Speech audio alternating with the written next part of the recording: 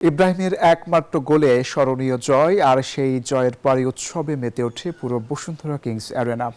গ্যালারির উল্লাস ছাপিয়ে জাতীয় দলের কোচ খেলোয়াড়দের অভিনন্দন জানান জাতীয় দলের কোচ খেলোয়াড়রা। আর ক্লাব কর্তাদের বিশেষ বোনাস ঘোষণায় আরও রঙিন হয়ে ওঠে ফর্টিসের বিকেলটা। গত আসরে সেমিফাইনালিস্ট মুরাসের বিপক্ষে শুরু থেকেই সমানে সমান লড়াই করে ফর্টিস। শেষ পর্যন্ত ইব্রাহিমের একমাত্র গোলে আসে কাঙ্ক্ষিত জয়, আর শেষ বাঁশি বাজার সঙ্গে সঙ্গেই শুরু হয় উৎসব।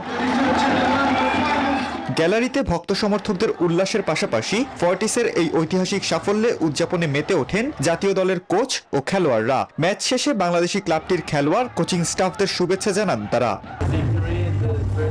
তারা খুবই ভালো খেলেছে, যেভাবে পারফর্ম করেছে তাতে আরো গোল হতে পারত। তবে দিন শেষে সবচেয়ে গুরুত্বপূর্ণ বিষয় হলো তারা ম্যাচটি জিতেছে। জয়টা আমাদের কাছে সর্বোচ্চ প্রাপ্তি।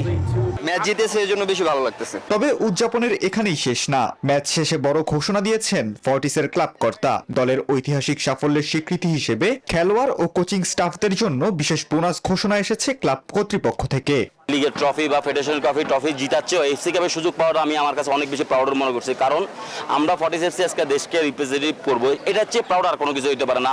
এরপর জয়ের আনন্দ আরো বেড়ে যায়। স্টেডিয়ামে ভক্তদের সঙ্গে উৎসবে মেতে ওঠেন ফর্টিসের খেলোয়াড় ও কোচিং স্টাফরা। খালেদুল ইসলাম তানভীর, নিউজ 24, ঢাকা।